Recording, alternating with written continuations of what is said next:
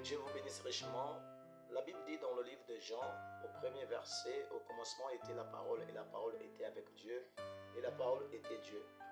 Elle était au commencement avec Dieu, toutes choses ont été faites par elle, et rien de ce qui a été fait n'a été fait sans elle. Elle était la vie, et la vie était la lumière des hommes. Et vous voyez que non, ce problème, ce concept, la parole, parfois cela prête confusion. Mais avant que nous puissions nous appuyer sur le point parole, il essaie de repartir encore en arrière pour voir d'abord avant le commencement, qu'est-ce qu'il était, puisqu'on dit au commencement. S'il y a un commencement, c'est qu'il y a avant le commencement. D'ailleurs, il faut souligner que quand on parle du commencement, il s'agit du commencement du temps. Avant le commencement du temps, c'était l'éternité. Et cette éternité, c'est l'éternel, donc Dieu qui recouvrait toute éternité. C'est lui qui remplissait tout ce que nous avons comme l'espace auparavant. Et en lui, il y avait des attributs. En Dieu, il voulait être Père, il voulait être Fils, il voulait être Saint-Esprit, il voulait avoir des enfants. Donc, il avait des attributs. Mais sauf que vous allez remarquer que non, avant d'abord, quand il était dans ces attributs-là, un moment avant que quand il commence le temps, il prend d'abord la première forme qu'on appelle la forme parole. Or, le mot parole, la Bible, l'Ancien Testament est écrit en hébreu et le Nouveau Testament en grec. Et on pouvait trouver quelques facettes de l'araméen, c'est-à-dire la langue qui était parlée au temps du Seigneur Jésus-Christ. Mais quand on voit selon la version grecque, le mot parole, ça vient du mot logos. Ça veut dire le concept, ça veut dire le verbe, ça veut dire... Voilà, donc si nous voyons le mot parole qu'on a utilisé, c'est traduit par logos. Or, qu'est-ce qu'on entend par le logos? En fait, c'est la première forme que Dieu a pris quand il était dans l'éternité. La première forme qu'il avait prise, c'était la forme parole. Cette forme, ça se représente de diverses manières. Parfois, on l'appelle encore par le logos, on l'appelle parole, on l'appelle le verbe, on l'appelle le point ou encore l'onction, on l'appelle la colonne de feu, on appelle la nuée de gloire, on l'appelle les langues de feu. Tout ça, ce sont des attributs, donc des appellations que l'on a données tout le long des temps. Maintenant, si vous voyez un peu, vous allez un peu plus loin, c'est que cette parole, les écrivains bibliques l'appelaient aussi par la théophanie, parce que le mot théophanie vient de deux mots, théos qui veut dire divin et phanie qui veut dire le corps. Donc la théophanie c'était un corps divin.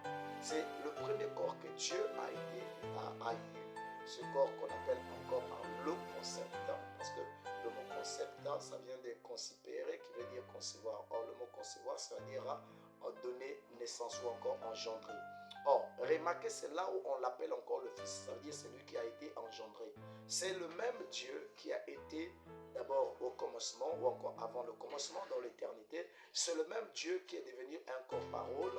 C'est le même Dieu qui a été fait chair. Si nous lisons dans le même verset dans Jean 1er, si vous voyez, de Jean 1er, si vous lisez vers le verset 14 de Jean 1er, cette même écriture, vous allez remarquer qu'on dit, pour mieux comprendre, vous pouvez prendre par exemple dans Jean 1er verset 13 à 14, il dit, non du sang, ni de la volonté de la chair, ni de la volonté de l'homme, mais de Dieu. Et la parole a été faite chair et elle a habité parmi nous, pleine de grâce et de vérité. Vous voyez, on dit cette parole qui était le logos est devenue une chair et habité parmi nous. Vous voyez, c'est toujours là. Mais cela ne veut pas dire que non, il y aurait trois dieux. Non, ça c'est une confusion que l'on aurait.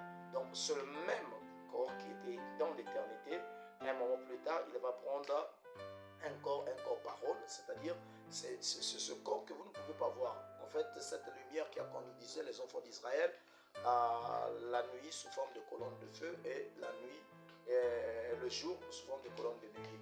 C'est le même corps parole, c'est le même corps parole qu'on appelle encore par l'ange de l'alliance. Mais non, ce corps parole, vous ne pouvez pas voir cela à l'œil nu, mais les gens pouvaient être en extase et pouvaient voir. D'ailleurs, on a parlé de Moïse qui disait « Montre-moi ta gloire ». Vous voyez que non, quand Dieu s'est révélé à Moïse, il était dans ce même corps. Quand il était sur le buisson ardent, il était sur ce même corps parole quand il avait incité Moïse.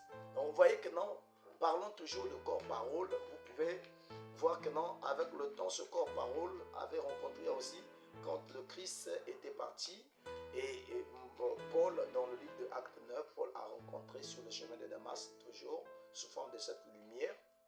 C'est la même lumière qu'on a vue dans le livre des Actes, que Pierre et les autres ont rencontré dans le livre des Actes. Cette lumière, quand on a parlé des langues de feu, c'est toujours ce corps parole qu'ils avaient rencontré. Mais ce corps parole, toujours dans le livre des Actes 9, Paul va rencontrer encore, quand il va l'aveugler, tout cela, il va dire, mais qui es-tu Seigneur? Il dit, je suis Jésus que tu es en train de persécuter. Vous voyez, donc que ce soit le Père, que ce soit le Fils, que ce soit le Saint-Esprit, ça revient à la même personne. Cela ne veut pas dire qu'il y a trois dieux, non, ça sera totalement du paganisme pur et simple.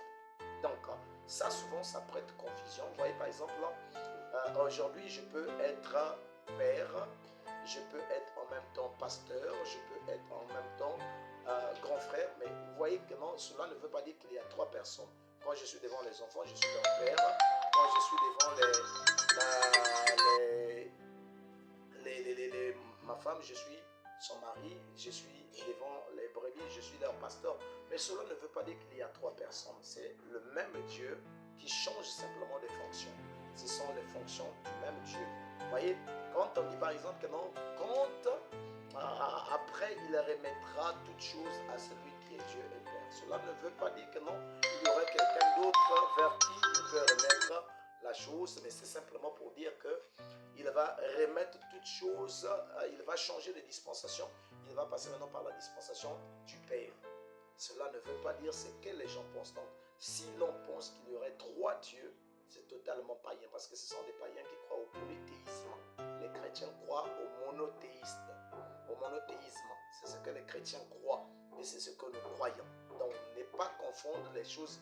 Vous mélangez toutes choses, et cela crée vraiment de l'amalgame, vraiment dans la compréhension des choses spirituelles. Donc, changer cette manière de voir, certainement le Seigneur Jésus-Christ nous bénira.